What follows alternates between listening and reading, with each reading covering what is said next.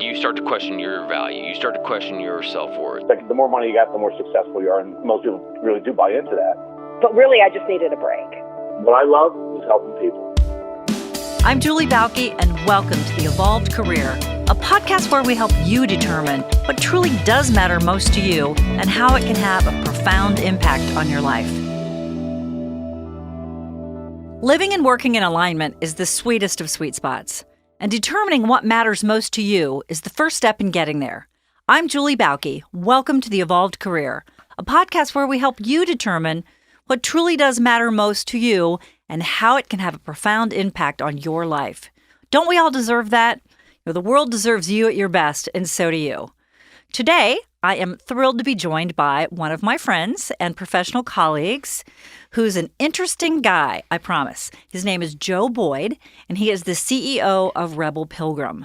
Now, first of all, most people are thinking, Rebel Pilgrim? Huh? What's a Rebel Pilgrim? First of all, what is Rebel Pilgrim, and how did you come up with that name? Sure. So Rebel Pilgrim is we're a creative agency and a production company. So the bulk of what we do is produce videos and commercials and live events for people. And the name actually started, I started a film production company many years ago. So I started the LLC, and Rebel Pilgrim was a tag that I used back in the dark ages. I was blogging on Blogger. Okay. I was one of the first bloggers, and I liked the idea of being on a journey, which is the pilgrim part, and then doing it a little differently than everybody else, which is the rebel part. So when it came time to launch our business 8 years ago, I already had the LLC set up. It's a really lazy story, right? But as I talked through my founding partners about the name, it seemed to really work for all of us and what we wanted to do. I love it. Mm-hmm. Yeah, I think we don't. Pilgrim as the root of pilgrimage, Mm-hmm. Really does bring up that visual of a journey.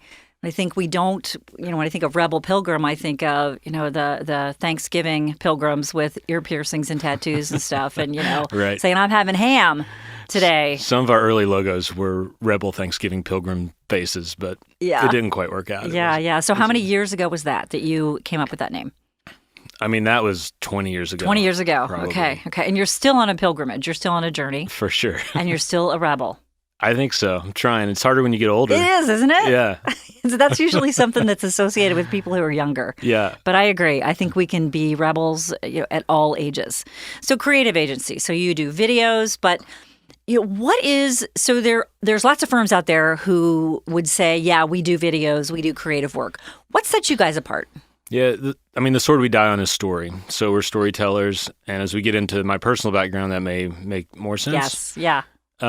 And story is a bit of a buzzword. I think a lot of people will use that to describe what they do in the creative field, and not saying that they don't do that. But for us, every single thing we do is rooted in the power of story and believing that people don't make any decisions without a story attached to it. Every decision people make is emotional. And even logical people, I'm an INTP on the Myers-Briggs. I'm a pretty logical guy, but even logical people get emotionally attached to their logic. And so when you're appealing to logic, you're appealing to their emotion at some level. So I believe that data and facts just can't create an emotion, but story can. Yes, yeah. So you're, from a story perspective, you do see it everywhere now, but I think you guys were the OGs. I mean, you guys, really have been talking about story for a long time. Yeah, there's the technical aspect of what we do. So we've made 7 feature films and Super Bowl commercials. So we obviously know how to run a camera and lights and all that kind of stuff. And that's there are people that don't have that technical skill, and we do. But that's not our differentiator. It's the work that's done before the lights come on. Okay, great. Now your career has been a wild ride. Yes, it's been so interesting, and I want to hear about that. But let's talk about your, kind of your first thought, when you were a little boy, or when you were really thinking about what do I want to be. What was what were you wanting to be a fireman like everybody else, or was it something else? I always wanted to have a not dangerous job. A not dangerous. So fireman wasn't up there. A rebel, yet a risk-averse rebel. Yeah, for sure. No, I was sort of an anxious kid and became an anxious adult. So a lot of I like the idea of taking risks that don't actually physically hurt you. Those are my favorite kind of risks. Okay. So I'm not going to jump out of an airplane. Okay. But I've taken major career risks. So I think as a kid, I was a creative kid and a performer, and grew up in the church, and so I had a tension from as early as I can remember when people would ask me what I wanted to do between going into church work, becoming a pastor, and doing something in a creative field. And I would say a lot of this might have been in my own head. I don't want to blame anyone around me as a kid, but it was pretty clear that more people in my sphere of influence as a child were prouder of me and were more excited when I said I wanted to do church stuff. And you responded well to that approval. Yeah, and I was good at it. I was a performer, so the idea that I could grow up and be a preacher wasn't hard for people to imagine. So how old were you when you first stood up in front of a congregation and delivered a sermon? I'm so glad YouTube wasn't around. Yeah. Okay, for a lot of reasons, I'm glad social media wasn't around when I was younger. Yeah. I mean, I was young, like 9 or 10 years old. Really? And so there's part of it that I talk to my shrink a lot about that we probably don't want to get into here, but yeah, I would, I'd stand up for a couple minutes on like Youth Sunday, and I would be the kid that would come up and do a 3 or 4 minute talk and sermon or whatever they would call it. I'd wear a suit. It was a pretty traditional church in Eastern Kentucky, so it was, not a progressive hotbed of thought. So when so going back to that, you're 9 or 10 years old, which standing up in front of a group makes most people 5 times that age break out in a cold sweat. So here you are, 9 or 10, in your little suit, and you're standing up in front of all these people. How did that? Did you love it? Did it make you nervous? What was the energy like going on in you when you did that? Yeah, it's weird, and I still don't know how to talk about things that are natural. Like some people would use the word gifts or talents, but I am an introvert, and there's only 2 times I'm ever comfortable: when I'm completely alone and when I'm in front of a lot of people. A lot of introverts are like that. Yeah. Most actors and comedians and stuff are actually introverts. And which I ended up doing all that. But I think it's because I think we have control. Yeah. So, and typically it's a huge overgeneralization, but introverts are observers, typically a little more than extroverts. Yep. So we spend our whole lives watching everybody else, and we then have things to say, but we're so used to not talking, we just let everybody else talk without saying the things. So I think that's why many introverts might become writers, but a lot become performers, because it gives us the opportunity to do what we love the most, which is to say what we think without you talking back. Which is great. Yeah. Exactly, unless you're getting heckled or something like that. Yeah, which is fun. Yeah, which is fun. So you go, so you're 9 or 10, you go to school to become a pastor? Yes, I go to, it was called Cincinnati Bible College at the time, Cincinnati Christian University. My family moved from Ashland, Kentucky to Columbus, Ohio when I was going into 8th grade, so 12, 13 years old. But the church thing, we found a church there and it continued. One of the things that taught me is I really like cities more than, rural areas. And then when it came time to choose, I really, as it got into high school, I had a deep, unspoken wonderment as if I really wanted to do the ministry stuff, but it was very unspoken and very sort of buried. So I can barely remember thinking it, except knowing it was way down there, because I was getting such acclaim for going that route, and I did like it. And at the time, I think I was an evangelical kid and believed that it was the best way to use my life, basically. I had a full ride to a great college in Tennessee called Milligan, and went to visit and just couldn't imagine living in the woods for 4 years. So ended up, to my parents' partial dismay, even though it was closer, taking the 2 years instead of 4 years, and going to CCU. I went to, it was a Bible college and a seminary together. I never actually did the master's work that would technically be a seminary, but sometimes I just tell people I went to seminary because it makes more sense in the vernacular. Okay. Yeah. Okay. But I got a degree in biblical studies and Christian ministry was my degree. Okay, and then what? Then I moved to Vegas. Okay. Actually got married first. Okay. Because in Bible college you get married pretty quickly. Okay. For obvious reasons. And then perhaps. You go to Vegas. I mean, it's the old story. I mean, who doesn't go to Bible college then go to Vegas? Correct. It's a trope. Everybody does it.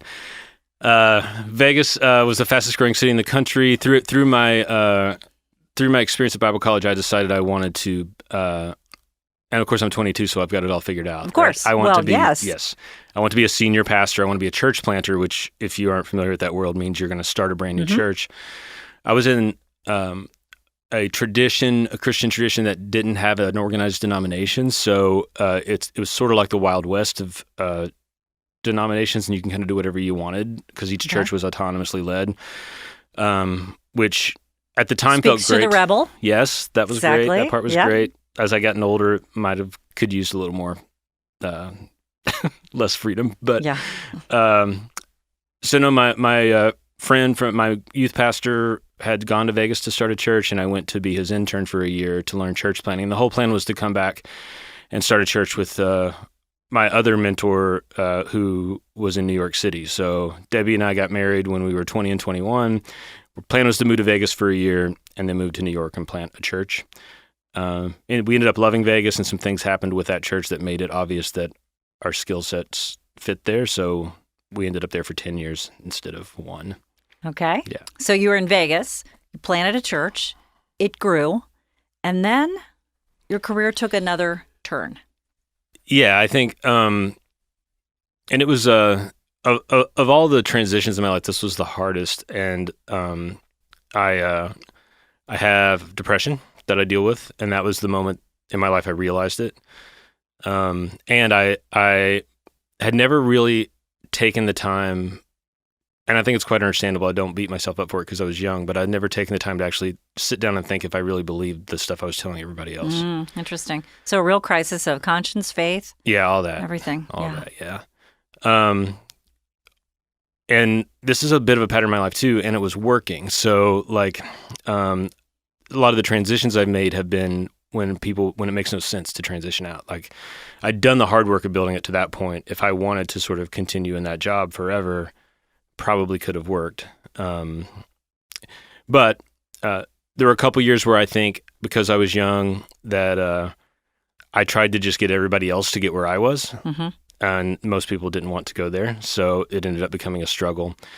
And then the big transition, which Debbie and I didn't see coming, was I had always been interested in improv comedy, and Saturday Night Live was a huge fan of that. And when I said in high school, I had like kind of these deep hidden thoughts. As an evangelical kid, my biggest rebellious thought was to go into sketch comedy. Okay. So that was much more appealing than drugs, although they're connected, turns out. Okay. That's a whole other story, though. Okay. But no, so Debbie, my wife, knew that, and she got me, the Second City had a show in Vegas at the Flamingo Hilton, and they had a training center there. So she got me for Christmas one year, I think 13, 14 years ago, classes to the Second City to learn to do improv comedy. And I always say that the day I walked into that, it was a studio on Industrial Avenue off the Strip where they stored showgirl costumes. And it was like a ballet studio, so there were mirrors everywhere.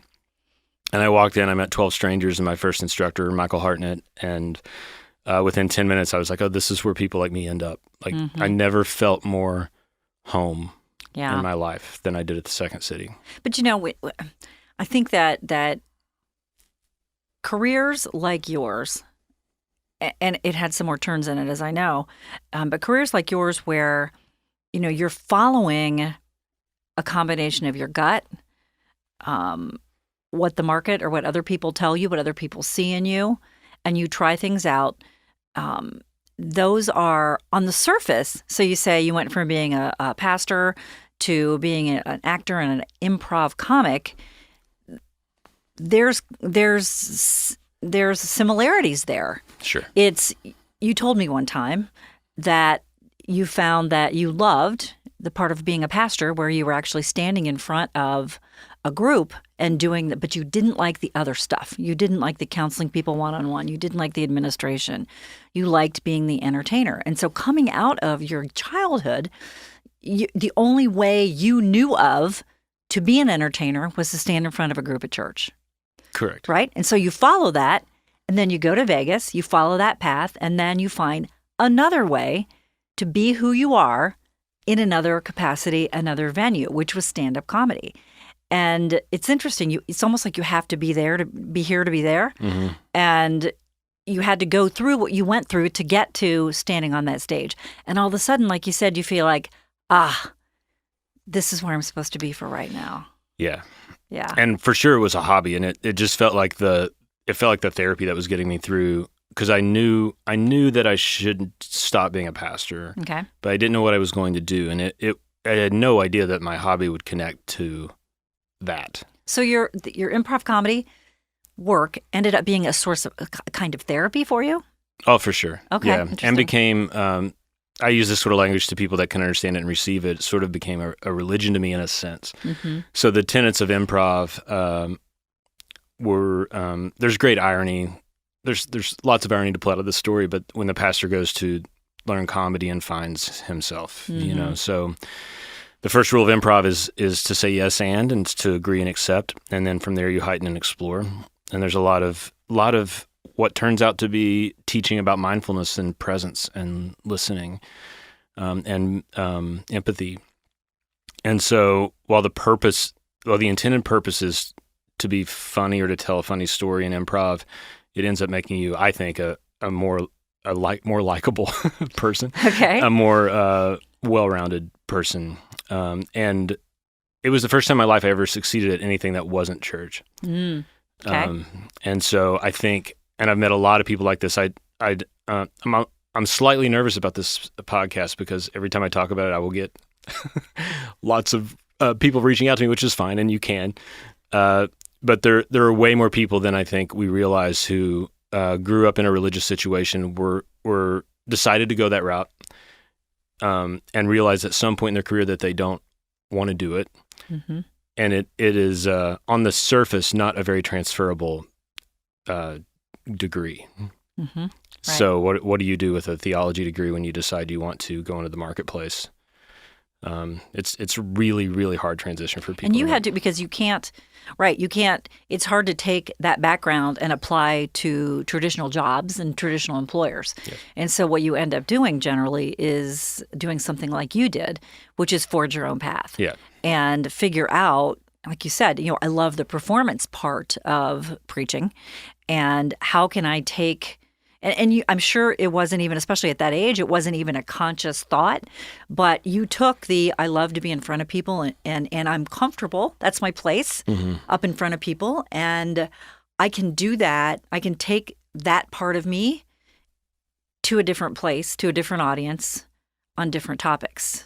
And so this is all part of, as we talk about on the Evolved Career, your evolution as a human then has to line up with your evolution in your career, because we can't live in silos. We have to bring those things together.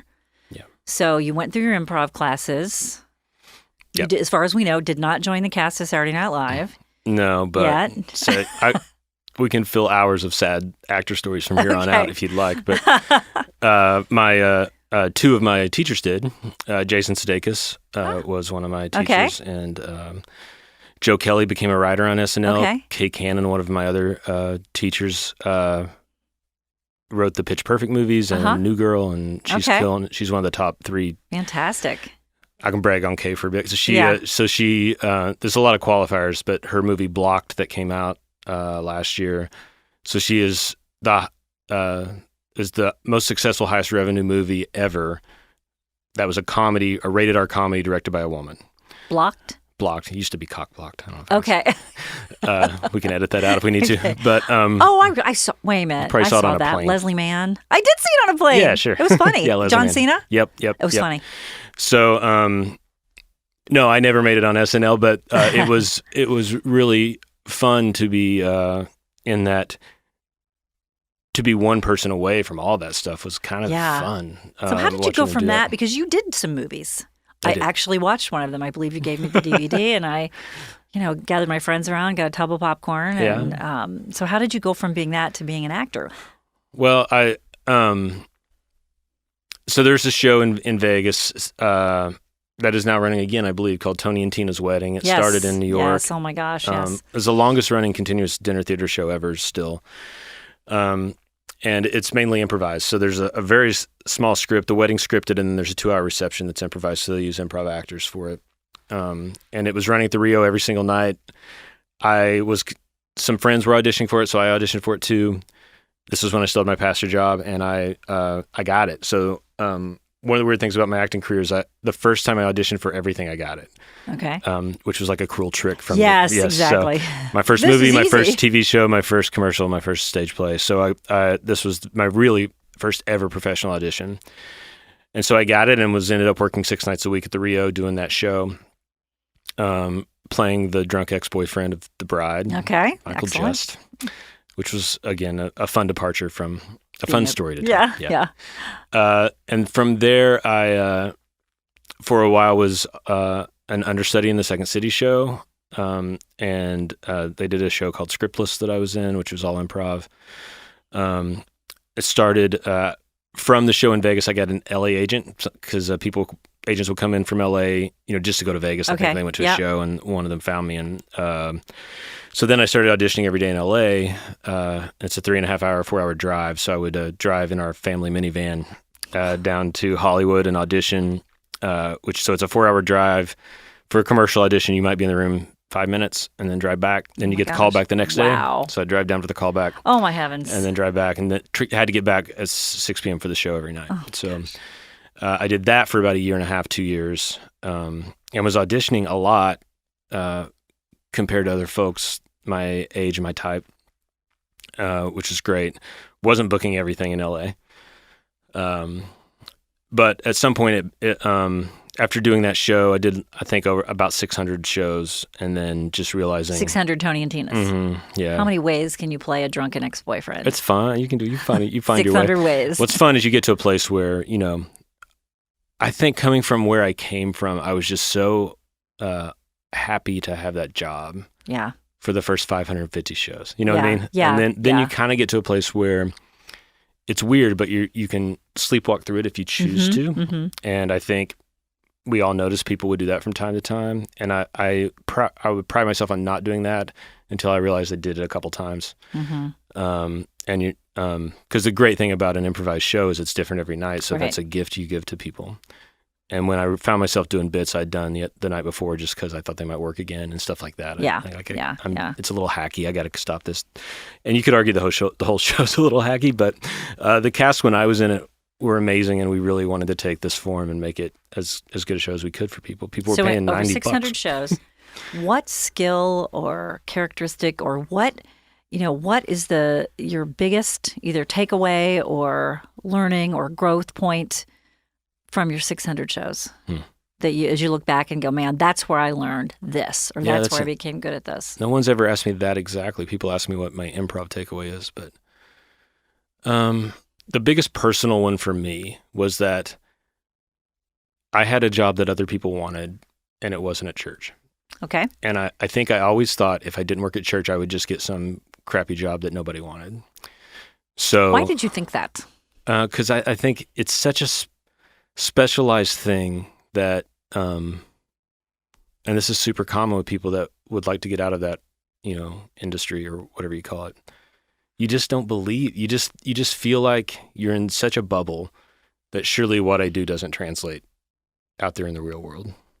Or I would just have to take some, which is fine for some people, but what I would call like a repetitive job where you just do stuff and get paid. And that seemed awful to me to do that. Yeah. So you started to get some confidence that there was life for you personally after the ministry. There was that, yes. And I think,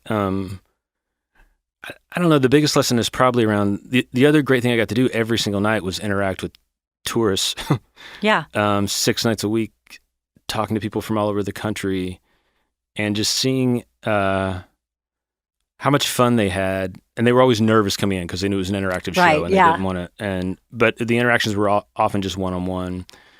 Maybe one of the lessons is I was totally comfortable doing all the stuff I say I'm not comfortable doing in character. One-on-one stuff didn't bother me. But just how much fun people would have and how they would love to be asked about their lives. And that maybe began a learning, which I've learned more since, is that most people just want to be noticed and seen. Yeah. Isn't that the truth? And you can get, you can really make people very, very happy when you just ask them about themselves. Yeah. Yes. Look them in the eye, ask them about themselves. And I think that's true for all of us. Yeah. Nobody wants to be Nobody wants to be invisible. So you're 10 years in Vegas, Mm-hmm. and I know you did commercials. You made a movie. You're in someone's movie. You really sort of danced around that whole entertainment world in Vegas and LA for how many years? Yeah, so we left Vegas and we lived in Orange County, but I Okay. was working in Hollywood for Mhm. 2.5 years. Okay. So I was in that industry was as my primary job for 7 or 8 years, I would say. The LA experience as an actor was higher stakes and more interesting in a lot of ways, way more stressful, way less consistent. So the great thing, the thing I didn't know I had till I moved to LA was having an acting job that paid me every week, Mm-hmm. and it was always there. So the idea that I knew I was in like a gig economy, but it didn't hit me hard till we went to LA. So how was that with the anxiety and depression that you deal with? Yeah, I think I can deal with anxiety and depression if my life feels exciting, but when it starts to feel like it might be falling apart or boring, then I freak out. So the first year was just super. I mean, I'm on in every studio lot, walking down. Some of the casting agents are on Hollywood Boulevard, so you're like walking past the stars on the sidewalk going into an office. And, Yeah. And I had a lot of close calls. Every actor does, and I was very close to getting on The Office several times. Once Oh my gosh. Once as a series regular, the Andy part that Ed Helms Ed got. Scott?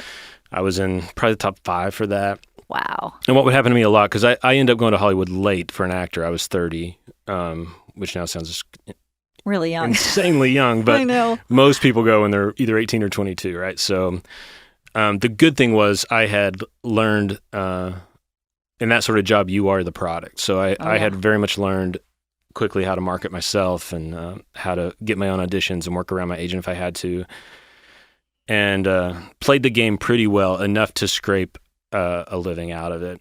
But I was... I think back to there were lots of moments where I was 1 or 2 people away from making it, is a weird way to say it, but from knowing I wouldn't be here talking to you. Right. Just thinking how dramatically that would have changed my life. And honestly, there's most times I'm glad it didn't happen. Okay. Because I'm pretty happy now. Yeah. But sometimes I wonder if it had. Yeah, Where I'd sure. be. But because of my comedy background, I would almost always book improv stuff. And so there were tours out there where you could go for 4 or 6 weeks. I did one of those, but it's hard with young kids. And so I was known as I think like the agents would think of me as here's like a next level guy that he's not Jason Sudeikis, right? He didn't make it on SNL. He's not famous, but if you just need a solid comedic improviser guy, this is a good guy to go with. It was harder to parlay that into what improv people call straight acting, like really memorizing things and being a real actor. And right. I had a few acting classes, but I would always say like, I'm an improviser pretending to be an actor. So I would just convince myself I was an actor, and it sort of worked. So was there something that happened that caused you to say, okay, I'm done with this, it's time to move on to something else? Was there a moment, or was it just an evolution? I think there was the economic strain of living in Southern California, and having young kids.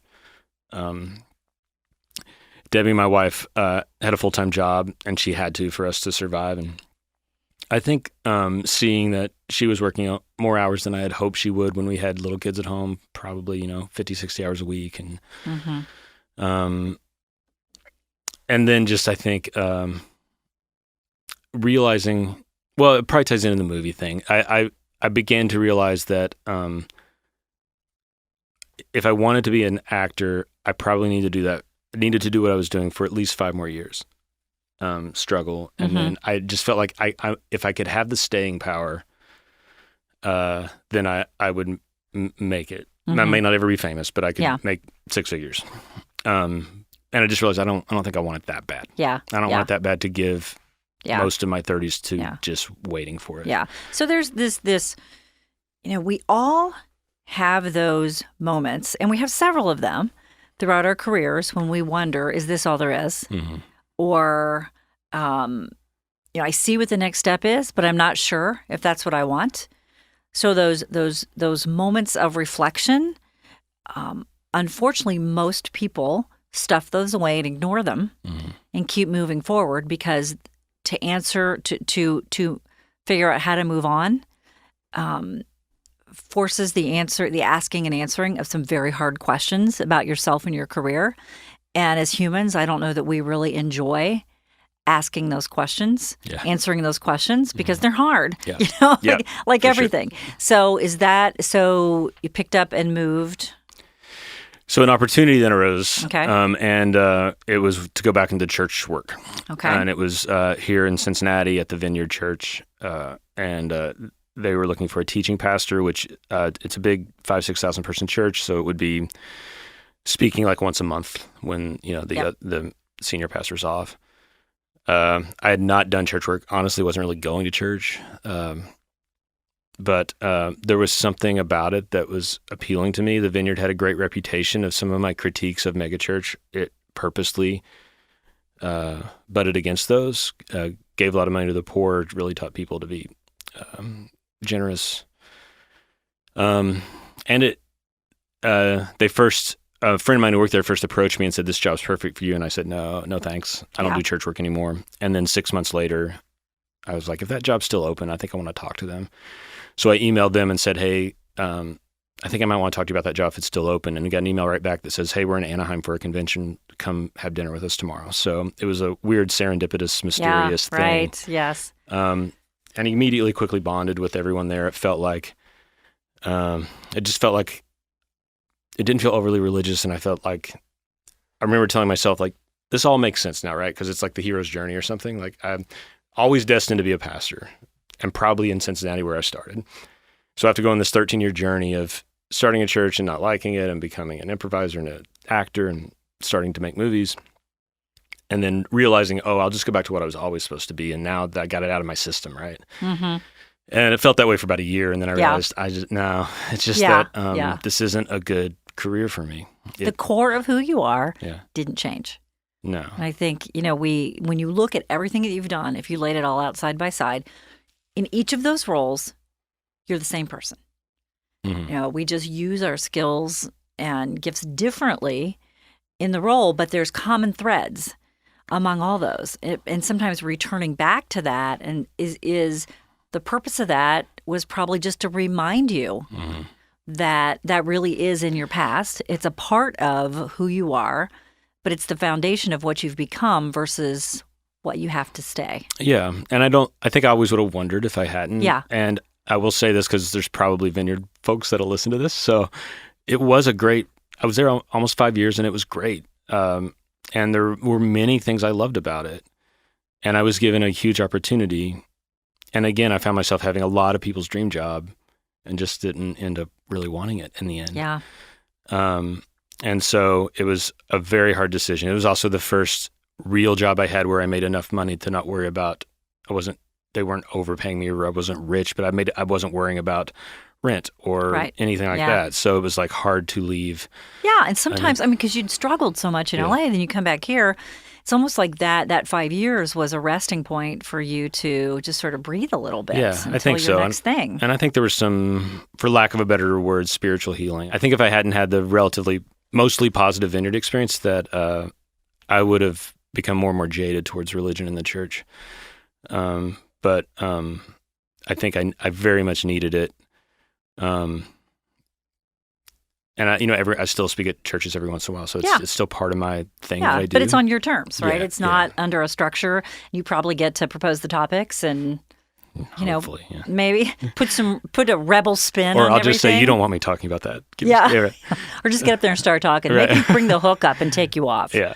I will say this, and I don't know if anyone else will resonate in your audience, but even to this day, it is weird to think that I do think the skill that I'm the very best at is preaching, and it's really not part of my career.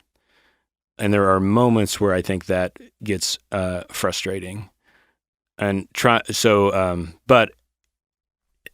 it just happens that the jobs that offer that for me lead to my depression and anxiety, and it doesn't work for me. Yeah. And I've met a few other people will say, like, I have a friend who's one of the best graphic designers I know, but he hates it, so he's doing something else. Mm-hmm. So a lot of times the actual skill set you are the very, very best at, maybe one of the best in the world sometimes, you just realize it's killing me. So let's redefine career, because I think this is really important. Yep. It is part of your career because you do it. So Yeah. your career is a collection of the things that you do, Yeah. the things that you do maybe outside of the home. So if you coach youth basketball or you preach once in a while, it's a part of your career. So it doesn't have to be, the things that make up your career don't have to be on a prescribed path or don't have to be things you get paid for. Yeah. And so what you've said is, so I look at like a career like a portfolio. And so you've just talked about your friend who does graphic design, who hates it. So he has to rebalance his career portfolio with something else, which raises his whole level of happiness. There are things we're good at that we don't like to do or we're burnt out on. And there's things that we like to do that we aren't good at, which are things like people will never pay us for. Like So American Idol singers. Exactly. That's what I always think of. I mean, most of us who like to sing but aren't good at it are self-aware enough to sing at home or in the shower with the windows rolled up. The ones who aren't like that end up on American Idol. Yeah. In part of like the blooper, the reels, Right, of Right. oh my gosh, can you believe that Not person thinks he self-aware. can Yeah, sing? yeah, Could yeah. they really think that? Yeah. So I think that preaching, it's a part of who you are. Therefore, it's a part of your career, but you've had to redefine how, when, and where you will do it because you are very, very good at it. I've seen you. Yeah. And so it's a part of who you are, but it's not, you had to find, shall we just say, the right percentage of your time and career portfolio to devote to that. Yeah. For you. And it looks different than Fred down the road, but that's okay Freaking because it's Fred. yours. That guy. Fred. He's always preaching all the time. Oh, Fred. I know. 120% of the time. So your career portfolio is Joe Boyd's. Yeah. And Joe Boyd's only. And I think, thank you. I got a little free therapy. We I appreciate all that. get that. Yeah. I mean, but it takes courage to put that together. It really does take that pilgrimage, Yeah. or that journey before you can pull it all together. And then, guess what? In like 2 years, something's going to change. You're going to go, I don't like that anymore. So it's really this rebalancing of your career portfolio. It has to be an ongoing sort of thing because you as a human are constantly evolving. And so it's depressing, but there's never an end of the road really when it comes to your career. That's great. And I didn't think we talk about this stuff as much as we have in terms of the like church and religious stuff, but you saying that, and I'm not saying this is true of anywhere I ever was, but the hardest place to let people evolve is religion because it's a threat. So if people evolve in some of the things they believe anywhere else, if you work at P&G and decide you don't believe in a literal virgin birth, it doesn't matter. Nobody cares. But if you're a pastor and decide that in some denominations, you get fired. And that's just for something you decide you believe. Yeah. So I think that was part of the high, I don't even know if it's high stakes, but there are certain subcultures, I'm sure, even outside of religion, where it's so important that you are aligned with what they tell you have to believe. And when you realize you're not, is when I realized I can't do this. I can come in and out and be helpful. But and it takes a lot of courage to walk away from that, especially if you've been raised in it and marinated in it, to say this isn't me anymore, and then to have the courage to do something else. I think a lot of people say, well, wait a minute, that means there's something wrong with me. Yeah. Instead of I've changed and grown. What's wrong? What's wrong with me? No, you've just changed and grown. And I think we all do that. And we need to applaud people who do that because that's where we find, our greatest gifts and our greatest power and can make our greatest impact on our world. And so now your impact is through Rebel Pilgrim, the creative agency. Yeah. And you still do preaching sometimes. And I know you still do improv sometimes. I do. And so it's back to a hobby again. Which is fine. Yeah, and it's You've great. Pulled it all together in a way that works for you today. Yeah. So where are you going to be in 10 years? I don't know. What's your next move? Hopefully, so I've been at Rebel for 8 years, and it's the longest job I've ever had. Okay. And one of my decisions when I started it, I was 38, was like, I'd like to try to do that thing where you don't leave something every 2 years. So I still hope to be part of Rebel. And we've created a construct where I think as we grow, I can get to be a little more rebellious within the system and maybe lead some things that are a little more out of our own initiative. So right now, 90% of what we do is helping other people tell their story, client work in essence. And I see us getting to a place where we develop more of our own projects. And that's really exciting to me. Yeah, great. Yeah. So you're going to continue to evolve where you are.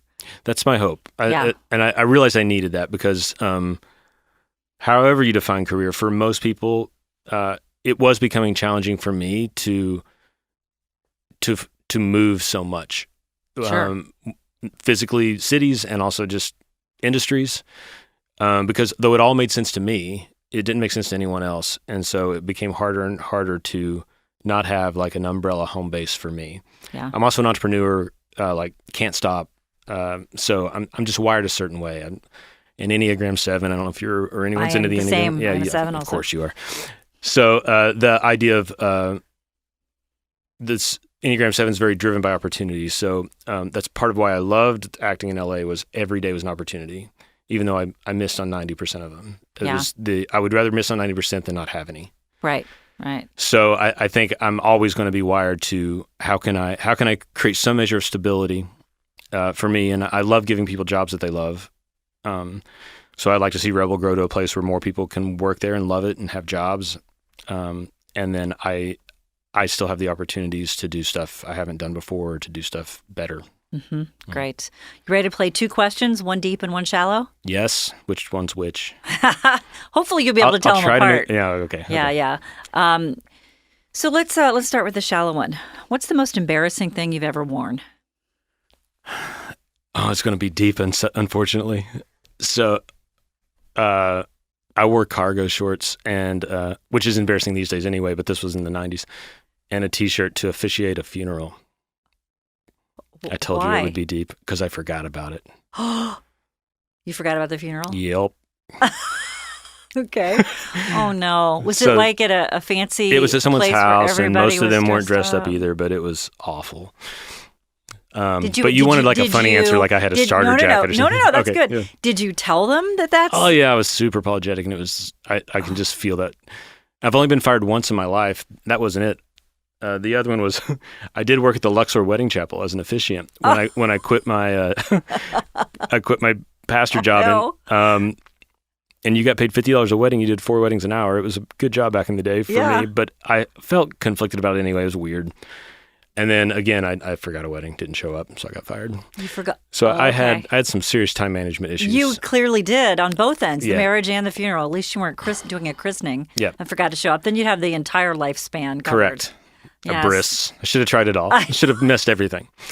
Cargo shirt. Yeah, that's good. So yeah, that was awful. And then basically everything else I wore in the 90s. Yeah, pretty much. So. Yeah. Again, we're so glad social media wasn't really around then because our most embarrassing moments of life have not been recorded. You always have that one friend that decides to upload their pictures from high school on Facebook. Yeah, your bad hair. Yeah. All right, so we'll end with our deep. So that was my shallow question. Yet it was also an embarrassing moment question. Sure. So okay, what breaks your heart? Thinking. People who aren't empathic, and people who make judgments on especially groups of others that they've never met. Mm-hmm.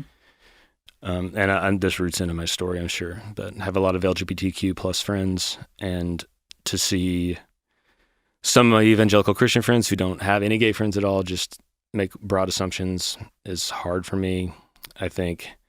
What do you do about it when you hear that? Do you challenge them? No, I mean, it depends. I don't have time or energy to challenge them often. I mean, it's also with politics and racism and everything. Yeah. But it's my favorite quote ever, and I'm not sure actually who it belongs to. I've seen it credited to a few people, including a theologian named N.T. Wright, is that the wisest people in the world know they're wrong about something, but they don't know what it is yet. Mm. They think they're right about it. And to go through life with that, to know that there's something that I am sure I'm right about. If everyone would just agree to that one point, there's something I think I believe right now that I'm actually wrong about, but I don't know what it is yet. Right. And that gives you the sort of humility to go through life and to ask yourself the question, oh, is this the assumption that I was maybe not right about? Yeah. And when I interact with folks that can't even get close to that, I think I'd spend a lot of time just choosing not to be in a relationship with a lot of people like that. But when it's a very close friend, of course, I'll find a way to talk about it. I hate conflict, but yeah, some things are worth it. Yeah. Thank you for coming in today. How can we learn more about Rebel Pilgrim? You can go to our website. It's on the World Wide Web, It's on that. which you'll have to find an internet portal. I don't know if your folks have like computers and stuff. My folks, hold on. Did you just call me old or out Oh of no, date it's or just what? a joke. Come on. Okay, all right. Rebelpilgrim.com. Just spell pilgrim How about right. that? Because people spell it with an A. So Pilgrim. They do. Yeah. Okay. And I'm on the Twitters as my name, Joe Boyd. And we can be Facebook friends if you don't post political stuff. Okay. You can find me there too. Okay. Well, thank you so much. And continued good luck to you on your pilgrimage, Mr. OG Rebel. Thank you. You're the best. If you enjoyed meeting the evolved careerist on today's episode, well, we've got a lot more lined up for you. Subscribe, tell your friends, rate us and write a review. And of course, follow us on social media. But if you're interested in learning more about how you can evolve your career, you can contact us through theevolvedcareer.com or thebaukegroup.com, and that's Bauke. Do you know somebody who'd be a great guest, who has a great career story to tell? Or do you think you qualify? Then email me. My email address is in the podcast description. Until next time, here's to your career happiness.